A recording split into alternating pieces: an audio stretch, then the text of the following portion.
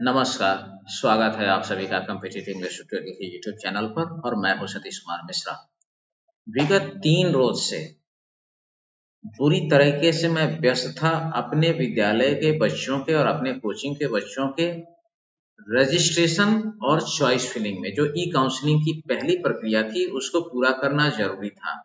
हालांकि उससे पहले मैंने लगभग 5 से 6 घंटे लगे थे, तब साइट इतना बढ़िया नहीं चल रहा था। उस वीडियो को बनाने के लिए step by step E counselling के लिए रजिस्ट्रेशन और चॉइस फिलिंग कैसे करें, इसकी जो वीडियो मैंने बनाई थी, बहुत ज़्यादा उस वीडियो पर कमेंट आए हैं, लोगों के लाइक्स आए हैं और लोगों ने मैसेज भी किया कि आपके उस वीडियो से मुझे बहुत ही मदद मिली है।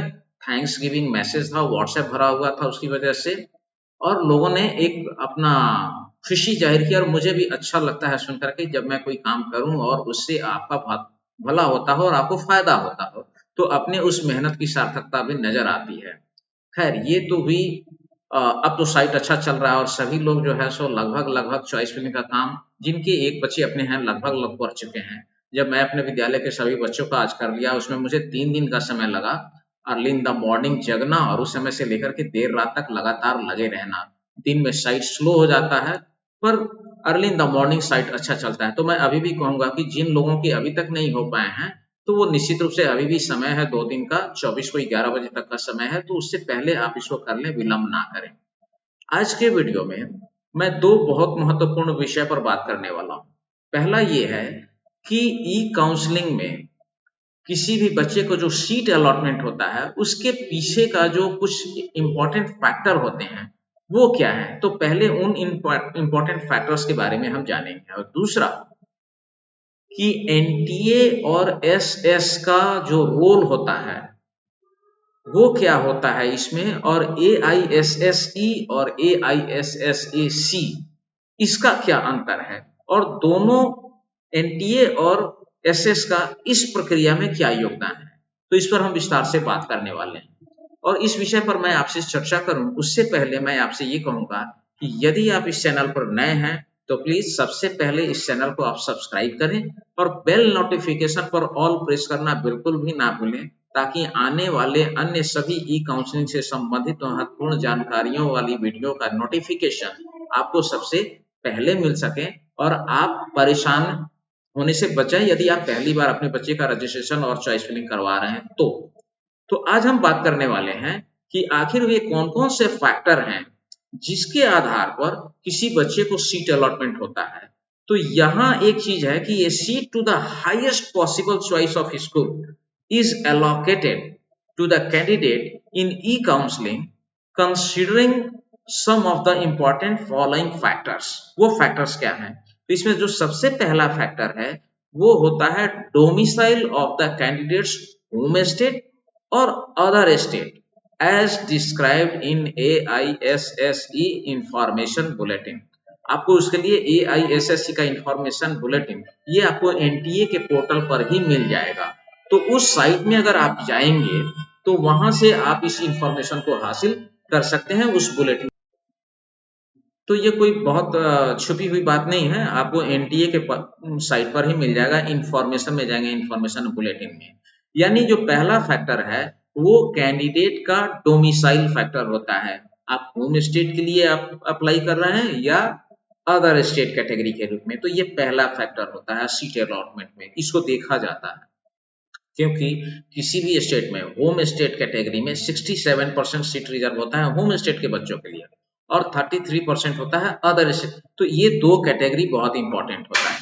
दूसरा जो इंपॉर्टेंट फैक्टर है वो है सब कैटेगरी, आइदर होम या जनरल। तो सब कैटेगरी में आता है कि आप जनरल हैं, ओबीसी एनसीएल हैं, एससी एसटी हैं या डिफेंस हैं। तो ये जो 5 सब कैटेगरी है ये दूसरा इंपॉर्टेंट फैक्टर होता है। और जो तीसरा हो वो all India rank in the respective rank list, यानी रैंक लिस्ट। हालांकि इस बार एनटीए ने मेरिट लिस्ट जारी ही नहीं की, वरना ये रैंक भी बहुत अच्छे तरीके से वहां से पता चलता। अभी भी रैंक है, पर आप व्यक्तिगत रूप से अपने बच्चे के रैंक के बारे में जान सकते हैं। पर ये नहीं जान सकते कि सेम चीज में कितने बच्चे आपका स्कोर वाले बच्चे हैं। मेरिट लिस्ट एक बहुत इंपॉर्टेंट टूल था ई काउंसलिंग के लिए, पता नहीं एनटीए ने उसको इस बार क्यों जारी नहीं किया।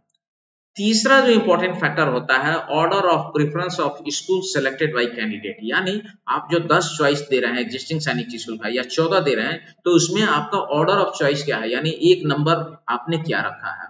बहुत से लोग ऐसे हैं जो होम स्टेट नहीं करके एक नंबर पर अदर स्टेट को चॉइस में रखते हैं। उनका प्रेफरेंस ये होता है बिहार के, लेकिन पहला चॉइस उनका घोड़ा खाल है, स्कोर अगर उसी हिसाब से।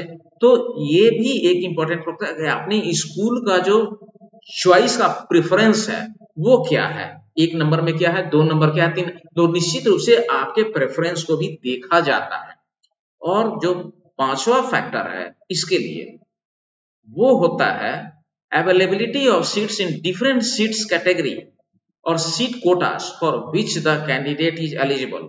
यानी आप जिस कोटे या जिस कैटेगरी के लिए अप्लाई कर रहे हैं, और जिस कोटे में, यानी होम स्टेट कोटा के लिए हो या अदर स्टेट कोटा में, जिस कैटेगरी के लिए अप्लाई कर रहे हैं उसमें नंबर ऑफ सीट्स कितने हैं, वहां आपका स्कोर कितना है, ऑल इंडिया रैंक क्या है, और आपके चॉइस प्रेफरेंस में वह स्कूल कितने नंबर पर है। अब ये कुल सबका सिंक्रोनाइजेशन करेंगे तो आप इस चीज को समझ पाएंगे।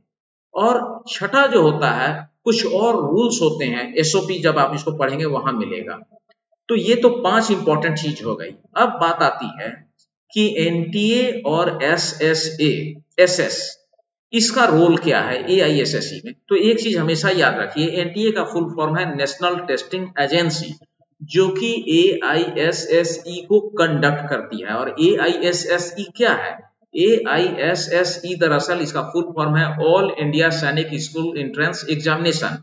तो एनटीए का काम है एप्लीकेशन इनवाइट करना, यानी आपसे एप्लीकेशन इनवाइट करना, फॉर्म फिलअप करना, फी कलेक्ट करना, और एग्जामिनेशन आपको एडमिट कार्ड अलॉट करना, रोल नंबर, एडमिट कार्ड जारी करना, और बच्चे का एग्जाम कंडक्ट करा करके उसका स्कोर कार्ड तैयार करके, मेरिट लिस्ट तैयार करके, और ये वो सौंप देती है किसे, एसएसएस यानी सैनिक स्कूल सोसाइटी को।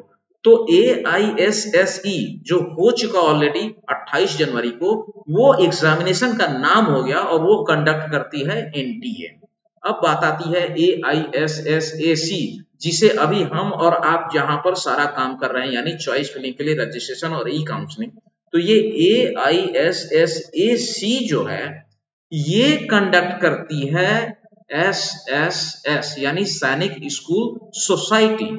तो सैनिक स्कूल सोसाइटी जो होती है, यानी एनटीए का काम है एआईएसएससी को कंडक्ट करना, और सैनिक स्कूल सोसाइटी का काम है एआईएसएसएसी पोर्टल के लिए जो एडमिशन का जितना भी पॉलिसी होगा और जो रूल फ्रेम होता है, वो सारा रूल फ्रेम करती है सैनिक स्कूल सोसाइटी। और ये वो करती है विसैग एन के माध्यम से। विसैग एन क्या है, Bhaskaracharya national institute for space applications and geo informatics, जो इसके लिए सपोर्ट या टूल प्रोवाइड करती है। तो ये एआईएसएसई का जो सॉफ्टवेयर है, ये वही विसैग एन के द्वारा डिजाइन किया हुआ है, जहां से आप अपना रजिस्ट्रेशन करते हैं और अपना चॉइस फिलिंग करते हैं, और बाद में जो उस पर सीट अलॉट होगा, वो ये उसका जो टेक्निकल सपोर्ट है वो विसैग एन के द्वारा मिलता है। अब एक चीज और, बहुत सारे लोग बोलते हैं कि सर कॉल आया है ऐसे ऐसे ई काउंसलिंग के लिए। हमने कहा कहीं कोई कॉल नहीं आता है, इसके लिए सावधान रहिए आप। एआईएसएसएसी और एसएस के अलावा कोई दूसरी एजेंसी नहीं है जो आपको एडमिशन के लिए कंफर्मेशन दे या अप्रूवल दे, चाहे वो एसएस हो या एनएसएस हो। एसएस मतलब सैनिक स्कूल, एग्जिस्टिंग सैनिक स्कूल, और एनएसएस मतलब न्यूली अप्रूव्ड सैनिक स्कूल। तो इन दोनों ही संस्थाओं में नामांकन जो होगा वो एआईएसएसएसी के द्वारा ही होगा, और एआईएसएसई के माध्यम पर या पोर्टल पर जो भी रूल्स फ्रेम आप करते हुए देख पाते हैं, वो सैनिक स्कूल सोसाइटी ही करती है। इसके अलावा दूसरी कोई संस्था नहीं है। इसके अलावा अगर आप कहीं किसी चीज को एंटरटेन करते हैं तो वह आपका अपना रिस्क है, आप इसके लिए स्वयं के लिए जिम्मेदार हैं, आप स्वयं ही इसके लिए जिम्मेदार होंगे। नेक्स्ट वीडियो में मैं आपसे एक बहुत इंपॉर्टेंट टॉपिक लेकर के आने वाला हूं। अगर उस वीडियो को, उस टॉपिक को मैं इस वीडियो में शामिल करता तो फिर ये वीडियो बहुत ही लंबा हो जाता। तो वीडियो को लंबा नहीं करना था। इंफॉर्मेशन बुलेटिन आपको ये इंफॉर्मेटिव वीडियो जो मैं अभी बना करके दे रहा हूं, उसका ये चौथा एपिसोड है। 5वें एपिसोड जो होगा वो बहुत ही इंपॉर्टेंट होगा, जो मेरिट लिस्ट पर नहीं मिली है लेकिन आप परेशान हो रहे हैं, पर मैं उसी टॉपिक पे बात करने वाला हूं जिसके लिए आप सभी आदमी परेशान हैं। तो चलिए बने रहिए हमारे साथ, मिलते हैं फिर अगले वीडियो में, तब तक के लिए धन्यवाद।